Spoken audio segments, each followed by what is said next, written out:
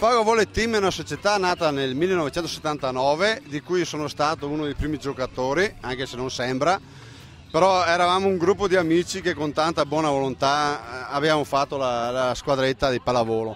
Adesso il Pago Volley Team è un'altra cosa, è una società ben organizzata, con 12 dirigenti, 11 allenatori, un sacco di collaboratori estemporanei da parte dei genitori degli amici. E questa realtà, oggi diventata un punto di riferimento per il volley bellunese, organizza da 16 anni l'Alpa Volley, il torneo di pallavolo del 2 giugno sulle rive del lago di Santa Croce. Farra dal Pago è la località, più di 500 partecipanti per un totale record quest'anno di 128 squadre. Con l'ausilio del nostro sito, le email, le comunicazione YouTube, questo anzi grazie anche a Zona Volley abbiamo avuto un incremento. Società nuove quest'anno ce ne sono 4 e proprio perché hanno visto la trasmissione e ci hanno telefonato e abbiamo dato la disponibilità di ospitarle in questo torneo. Le categorie sono le 3 categorie di base, quindi primo, secondo, terzo livello. Il primo livello sarebbe la palla rilanciata proprio per i bambini piccolissimi. Dopo abbiamo inserito dentro l'Under 12, 14, la 16 e la 18.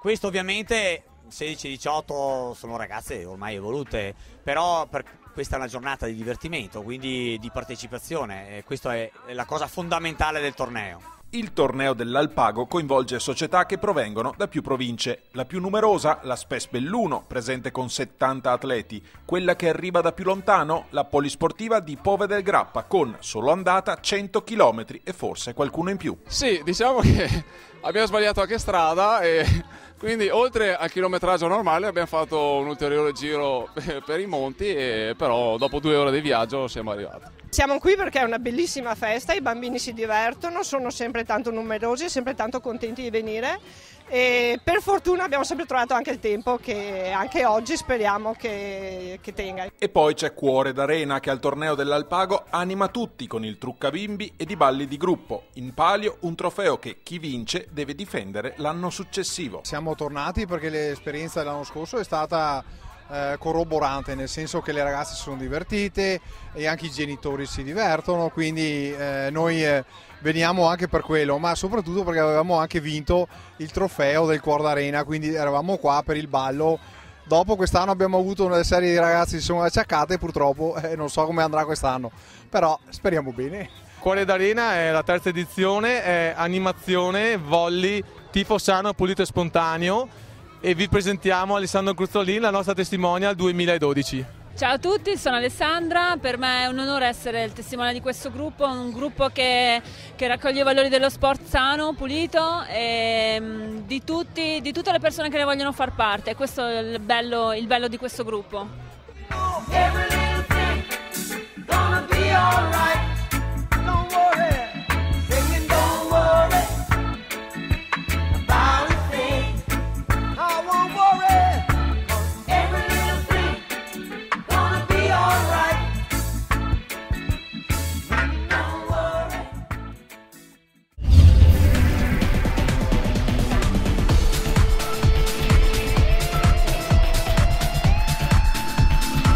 Più Sport and Volley, tutto per il volley e beach volley. Competenza, esperienza, convenienza.